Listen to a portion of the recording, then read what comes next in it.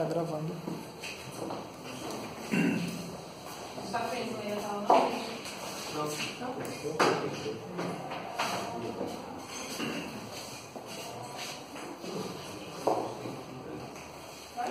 Vai? Pessoal, então, primeiramente, bom dia para todo mundo. Nós somos a equipe 41 e nós vamos apresentar o projeto People, tá certo?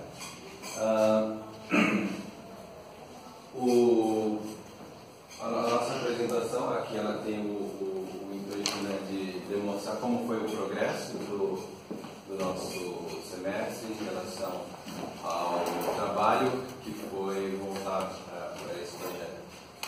Então, para começar, nós vamos ter aqui a gente tem uma breve apresentação dos membros da nossa equipe.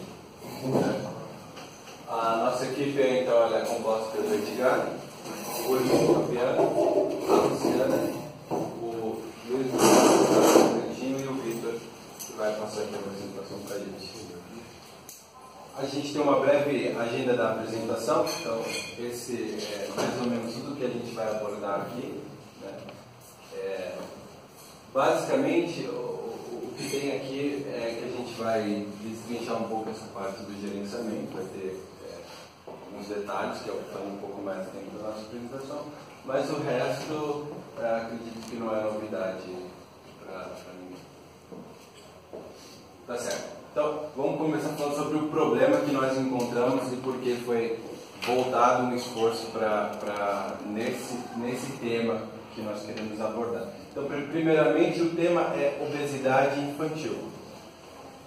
De acordo com alguns dados que nós recolhemos, 33% das crianças entre 4 e 9 anos de idade estão acima do peso hoje. Isso é uma fonte do Ministério da Saúde, né, numa pesquisa feita recentemente, e é um dado muito alarmante, porque isso não é só no Brasil. Existem países como os Estados Unidos que esses dados são ainda piores, né? E é um problema social. E por isso que nós ficamos engajados nesse tema, porque é um problema social. Né? É algo que nós construímos não voltados para o comércio em si, mas para ajudar nessa causa, tá certo? Um dos maiores problemas, de acordo com essa pesquisa, é que os pais não reconhecem o problema. Eles não olham o filho como, o meu filho está acima do peso. O pai não reconhece. Né? E se os pais não reconhecem, logo eles não estão engajados na causa. Apesar dos esforços dos vários órgãos públicos que nós temos, né? Inclusive a gente vai falar um pouquinho sobre isso, os órgãos públicos reconhecem isso no Brasil e há um esforço voltado para esse tema. A obesidade infantil é muito séria. Né?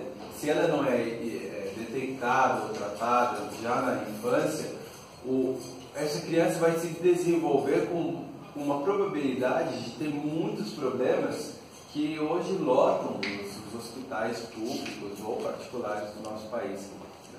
E são problemas cardíacos, respiratórios, que tem tudo a ver com aquela falta de exercício, com aquela falta da educação alimentar que hoje não existe, né? E é um problema que o Ministério da Saúde reconhece. Tanto que, uma notícia muito boa é que durante esse semestre, o Ministério da Saúde ele não só atualizou esses dados no Brasil, mas como ele está incentivando, tanto que existe uma lei federal hoje que diz que as escolas devem incluir no currículo escolar, né, a educação alimentar para as crianças. E isso é muito bom, veio muito de encontro com o nosso projeto, né, nós estamos muito felizes com essa notícia, porque vai ser algo que vai ser mais eficaz, talvez, se for ensinado na escola, né? Já é um princípio. O legal é quando é ensinado em casa, quando os pais reconhecem isso, quando eles buscam fontes, mas é bacana a gente falar. Então, de acordo com a Federação Mundial da Obesidade, né, se nós não mudarmos esse hábito, né, vão ter 11,3 milhões em uma década de crianças no Brasil que vão fazer parte desse dado. 11,3, a gente está falando de quase toda a população de São Paulo, né, que vai ter problemas de estar acima do peso. Então, esse tema, assim, ele requer um certo cuidado e por isso nós nos esforçamos para apresentá-lo. Então, as maiores necessidades que nós encontramos e nós podíamos atuar era em cima desses que nós levantamos. Tá? E um é combater a obesidade infantil, né? Ensinar as crianças como se alimentar de forma saudável e criar uma maneira que seja fácil e interativa para as crianças aprenderem sobre o assunto. E olha que elas aprendem, né? A gente vai falar um pouquinho sobre isso nos testes iniciais que nós fizemos, mas elas aprendem, elas sugam isso é muito bom. Então, qual foi a solução que nós propomos? Então, os dados que nós recolhemos, eles se referem de crianças de 4 a 9 anos. Né? Esse período que é pré-introdutório na educação escolar e os primeiros níveis da educação escolar, eles são muito importantes, porque essa é uma fase que a criança se desenvolve muito rápido. Né? E também ela contrai a obesidade muito mais rápido nessa fase. Então, nós escolhemos essa faixa etária, né? E a proposta é criar um jogo que seja capaz de entreter, né, esse público-alvo de 4 a 9 anos. O bacana do jogo, que nós pretendemos, né, é ensinar quais alimentos são saudáveis e quais não são saudáveis. Né, e como a gente monta um prato saudável, né, seguindo algumas dicas que nós pegamos com nutricionistas, né? Inclusive a gente teve uma conversa com um professor, né?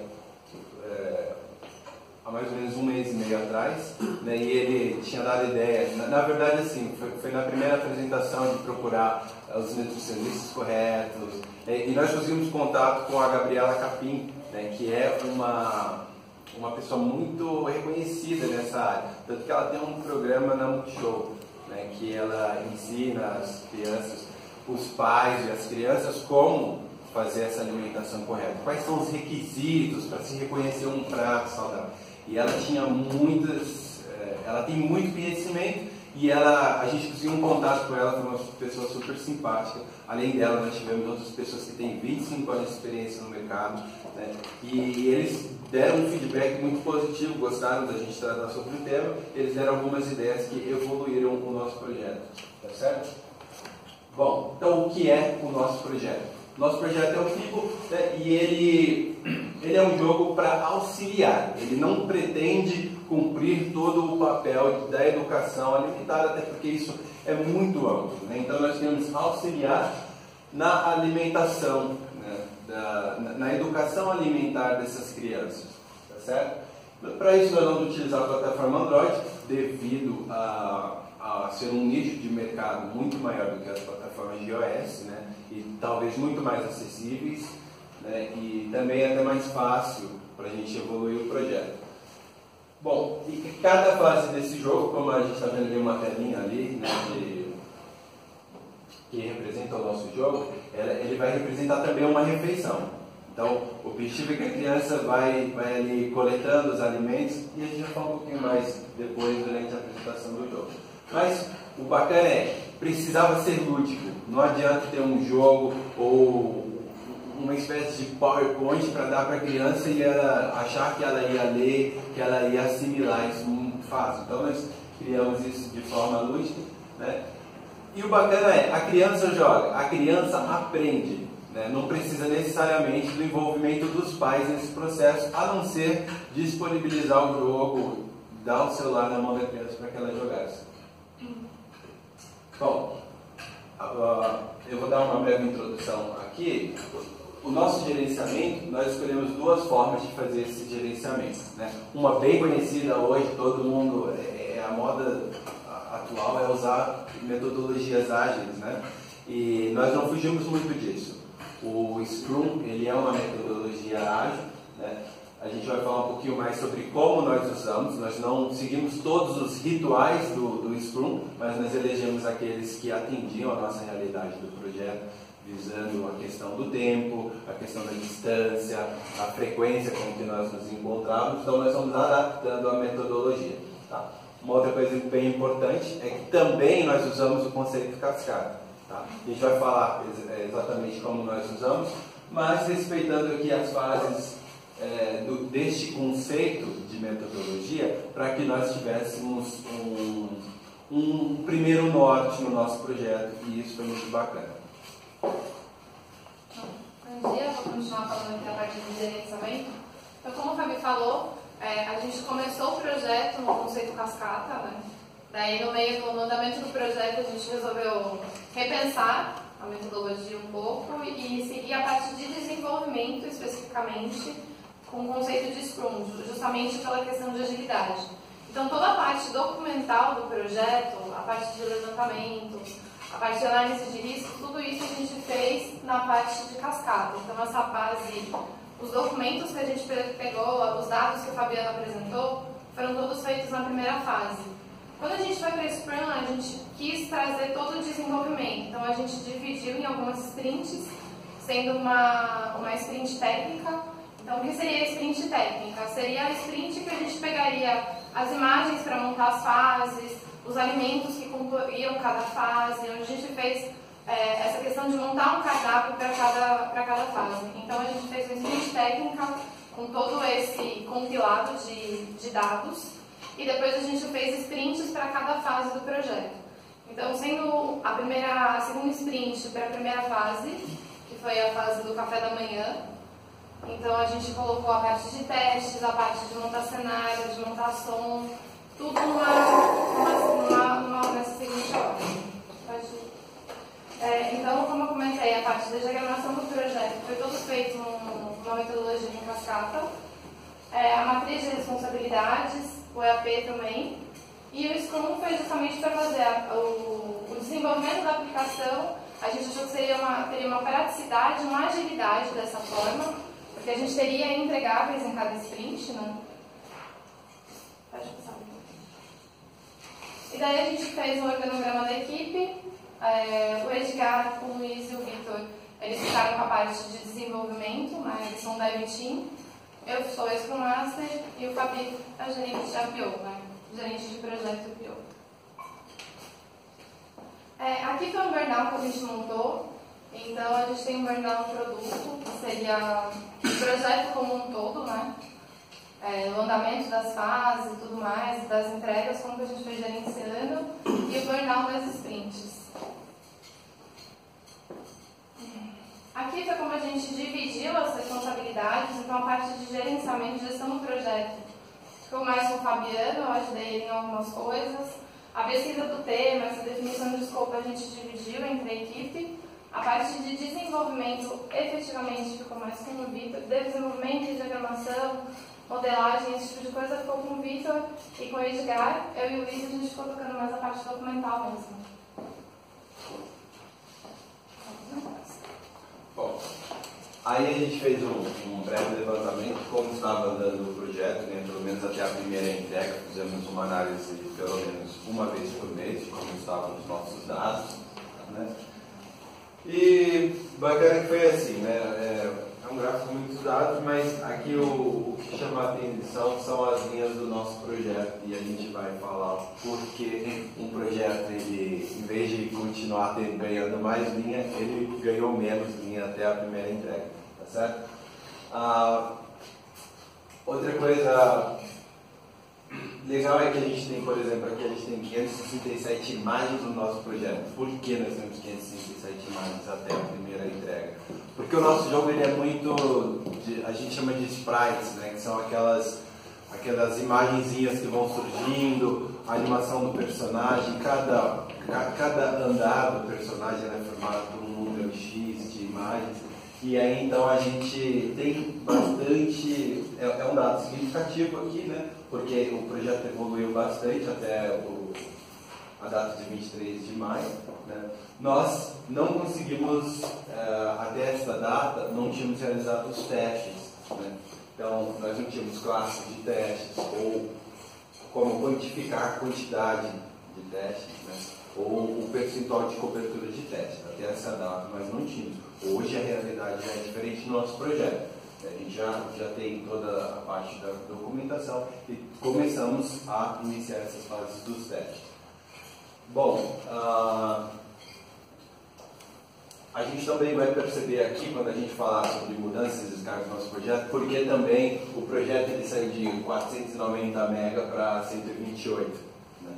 E por mais que pareça contraditório, mas isso é uma evolução do nosso projeto. Tá certo? Bom, os posts, nós fizemos semanalmente os posts, né? Nós tínhamos aí um crescimento aí de pelo menos um post por semana, né? Então, se a gente parar, se um mês são 4 semanas, a gente tem uma a mais aqui, a gente tem 2 a mais aqui, mas é porque nós fizemos um reporte do nosso projeto para quem quisesse acompanhar, aqueles profissionais que nós tínhamos contatados, até deixar disponíveis para os nossos clientes e professores. Estava lá um reporte sobre o nosso projeto, além desse reporte semanal. O reporte ele fazia parte da metodologia Scrum, né? E por isso nós postamos também, né? Nós não tínhamos iniciado, por exemplo, se nós olharmos dados de classe aqui para 0, nós não tínhamos iniciado até então, no finalzinho de março, a codificação em si do projeto, né? Então por isso nós não temos classe até aí. E depois a gente tem aqui 5 classes e aí ela cresceu para 7 depois, tá certo? Os métodos e atributos do nosso projeto, eles não são necessariamente todos os métodos que existem, né?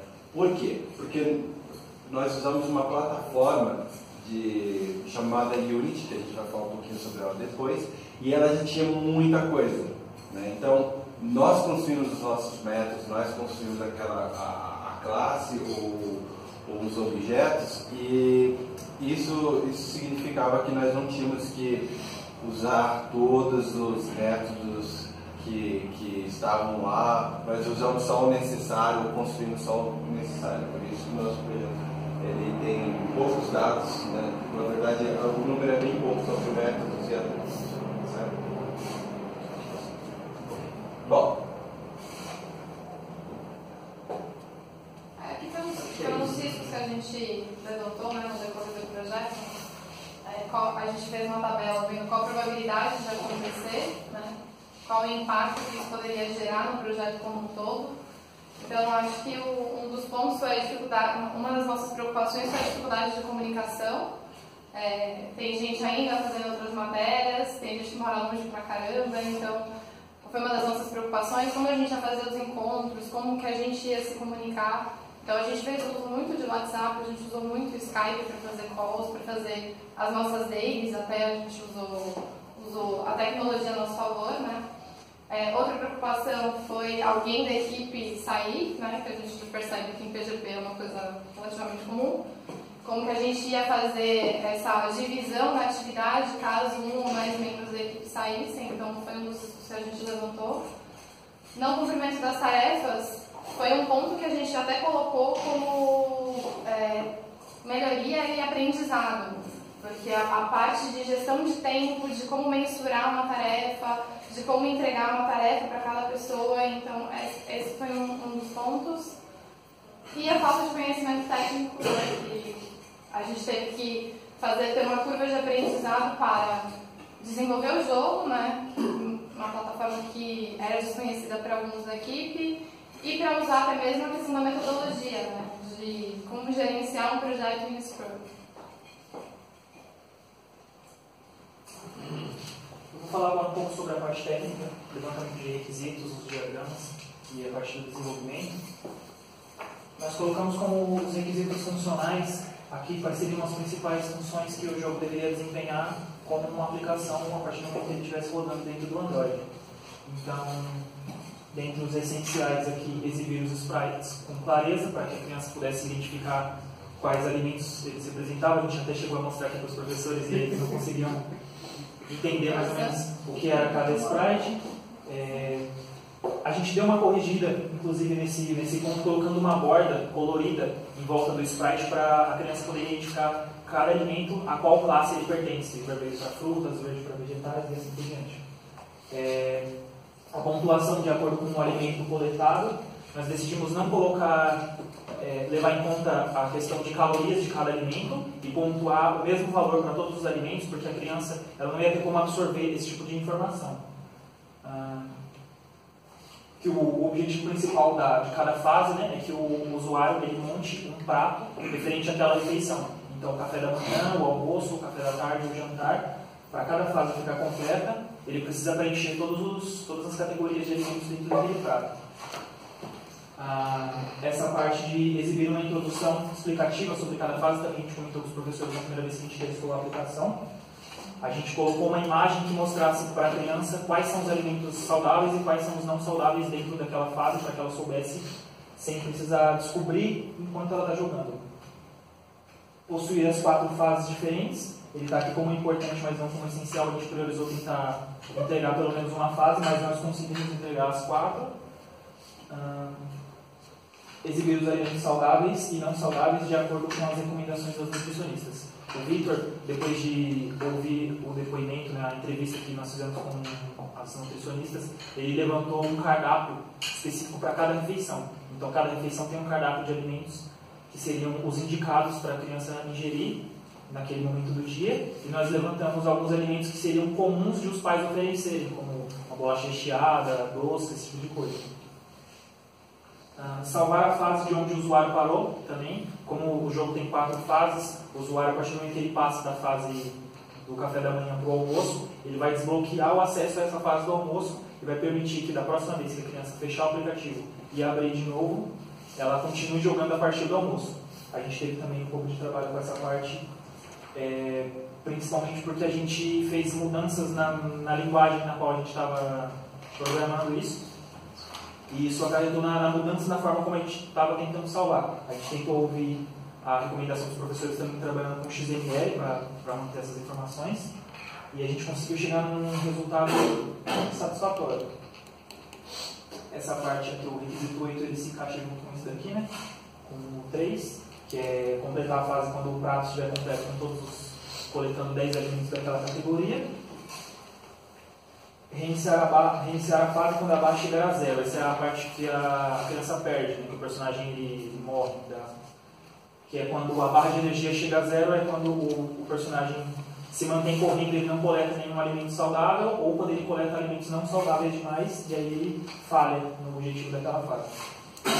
Possibilitar a escolha de continuar a fase onde o jogador parou também nessa parte do save aqui. Pode passar. Os requisitos não funcionais. Funcionar sem interrupções durante a partida. Essa parte seja mais tratamento de erros, de bugs dentro do jogo, né, para que ele funcione de forma contínua. Exibir o prato, exibir a barra de energia, uma interface simples com o personagem, os alimentos que fiquem de forma clara para a criança visualizar sem que ela precise ler. Exibir em menos de 5 segundos o resultado final do jogo, também essa parte é bem simples porque não exige muito processamento. E ser acessível de qualquer dispositivo Android. Na verdade, existe uma API mínima do Android quando a gente gera o APK, que no nosso caso é a API 13. Então, ele termina o Android a partir do 3.2, mas hoje em dia é muito difícil ter algum dispositivo Android com uma versão inferior a isso. Os professores vão perceber no trabalho escrito que a gente não colocou um MER e o nosso diagrama de classes está errado. Porque, como eu disse, a gente mudou a linguagem que a gente estava trabalhando e a gente encontrou problemas nesse desenvolvimento. Então, a gente construiu os outros diagramas que a gente vai apresentar agora e eles nos auxiliaram a desenvolver os métodos do jogo. E aí, depois, na parte de mudanças, o Fabiano vai falar um pouco sobre as coisas que a gente não colocou. Aqui no diagrama de caso de uso, como a aplicação só tem uma função, que é jogar, só tem um caso de uso, onde o usuário vai iniciar a aplicação ou por um novo jogo, ou ele vai continuar um jogo existente, caso ele já tenha jogado uma vez. E dentro do jogar, ele tem as possibilidades que ele pode fazer. Que é o personagem, se ele não fizer nada, no caso do personagem se mantém correndo em linha reta, Ele pode pular, coletar alimentos saudáveis, coletar alimentos não saudáveis. Ele pode sair do jogo e depois ele retoma. Ele vê a pontuação, que é exibida no prato, no canto superior esquerdo. E ele pode sair também do jogo no andamento. O diagrama de sequência da fase em si. A codificação das fases é basicamente a mesma entre as 4 fases. Ela tem mudanças só na parte de layout. Então, basicamente, o usuário ele inicia a fase. E a fase tem esses dois métodos de step aqui, que eles ficam correndo a cada frame, digamos assim. Que enquanto o personagem se mantém correndo, a energia diminui gradativamente. E os obstáculos são gerados de maneira randômica e eles retornam para o personagem essa tela. A energia sempre diminuindo e sempre vindo alimentos. Dentro da coleta, o personagem pode coletar na parte de diminuir a energia. A barra de vida pode chegar a 0 e aí ele vai receber a tela de derrota, que é quando ele perde, quando ele coleta alimentos não saudáveis ou quando ele fica muito tempo sem coletar. Ou ele aumenta a energia quando ele coleta alimentos saudáveis, a barra de energia aumenta, o prato se preenche e aí ele retorna com a tela de vitória, que é a tela que determina você conseguir completar um almoço saudável, um café saudável. Dentro do menu, nós tentamos fazer seguindo a recomendação do professor de fazer uma leitura de um XML para tentar ter algum tipo de leitura que não fosse hardcore, como o professor disse. Então a gente colocou o save do jogo, ele armazena. Na verdade, ele está armazenando só uma string que é para manter o jogo, quando ele abre de novo e ele lê esse documento, ele saiba de onde o jogador parou. Então ele só vai verificar a fase, vai retornar e o jogo vai começar a partir da fase onde o jogador jogou pela última vez. E que seria o caso de ele iniciar e ele não ter esse XML para consultar, então ele vai retornar o ID 1, que é para ele começar na primeira fase. Tá. Nosso diagrama de atividades, eu vou tentar explicar de uma forma simples e rápida. O jogo inicia, a barra de energia ela vai diminuindo 6% por segundo conforme o personagem anda, e aí o personagem vai tendo os questionamentos aqui com relação à coleta. Aqui na parte de andando. Quando o personagem está andando em linha reta, ele decide se ele colide com um obstáculo ou não, se ele colidir, se for um alimento, o alimento é saudável ou não. Se o alimento for saudável, ele aumenta a barra de energia e ele se questiona se o objetivo foi alcançado. Se o objetivo é alcançado, ele conclui a fase, se não, ele continua andando em linha reta. Quando o personagem decide pular, ou seja, ele não colidiu com o alimento, ele vem para a parte de pulando. Como ele também pode colidir com um alimento que está alto, ele faz o mesmo questionamento aqui, se ele colidiu com o alimento. Se sim, ele aumenta a barra de energia e continua andando. Se não, ele reduz a barra de energia e volta para perguntar se a barra zerou, se o objetivo foi alcançado e assim por diante. Quando a barra de energia chega a 0, ele vem para o morrer e aí ele exibe uma tela de você não conseguiu alcançar o objetivo daquela fase. Se tiver algum questionamento em relação às linhas aqui, algum fluxo de dados, depois os professores podem perguntar. Em relação às tecnologias utilizadas, depois, mais para frente, o Fabiano vai ter um slide sobre as mudanças de aprendizado. E o Fabiano vai falar também um pouco sobre as coisas que a gente começou usando e não seguiu em frente. Na verdade, aqueles dados sobre quantidade de linhas, quantidade de imagens, que eles vieram a reduzir, foi porque, primeiramente, a gente começou a tentar desenvolver isso com uma linguagem Lua, dentro do Corona. Depois a gente tentou trabalhar com uma engine Game Maker Studio, que trabalha com Delphi, mas ela não permitia a gente acessar os códigos da forma como a gente esperava. E aí, por fim, que foi bem mais para frente, a gente começou a trabalhar com Unity e com o editor de script do próprio Visual Studio, que já vem instalado junto com o Unity. A linguagem disso é o C#, então as classes dos controladores de fase, dos alimentos, as colisões, a classe do personagem, o que faz ele pular, o que faz controlar a barra de energia dos alimentos, tudo isso foi codificado em C. E esses são os métodos que o Fabiano, C#, e esses são os métodos que o Fabiano comentou que a gente criou. Aqui nessa parte de desenvolvimento gráfico, a gente usou o CorelDRAW e o Photoshop para tratar as imagens, os sprites do personagem, os sprites de todos os alimentos, o plano de fundo das fases e tudo mais. E aí em cima, como a Luciana também comentou, o WhatsApp e Skype foram as tecnologias que a gente usou para se comunicar entre a equipe enquanto a gente não estava se encontrando presencialmente. Ok. Então, para falar um pouco sobre as dificuldades encontradas, a gente listou aqui algumas, na verdade, vocês sabem tanto quanto eu que as dificuldades são imensas, né? Primeira coisa, administração do tempo. O tempo ele é, de certa forma, muito escasso porque nós temos outras prioridades fora do campus, né? Fora da disciplina. Alguns, por exemplo, têm outras matérias, eu tenho uma filha, por exemplo, e, enfim, né?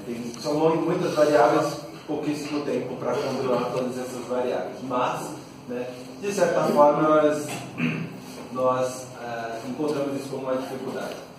Outra coisa foi os encontros presenciais. A gente mora em Mauá. Eu moro no extremo sul da Zona Sul, quase chegando lá em Iguaçu.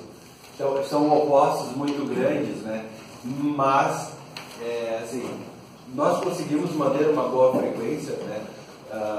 No último bimestre, na verdade, nós encontramos quase todos os finais de semana. Teve finais de semana que foram sábado e domingo, né? Mas assim, a gente conseguiu transpor isso, mas foi uma dificuldade muito grande no início do nosso projeto, que necessitou desse empenho maior nesse sentido. Tá? Outra coisa, todo mundo confronta, nosso trabalho em equipe também foi uma dificuldade. Não porque nós não entregávamos, mas por conta das habilidades, das questões pessoais de cada membro da equipe, né? Essa coisa do designar e tudo, isso foi bastante complicado, mas que a gente transpôs também. Uma outra dificuldade foi estimar as atividades, montar um cronograma, tentar encaixá-lo em todo o tempo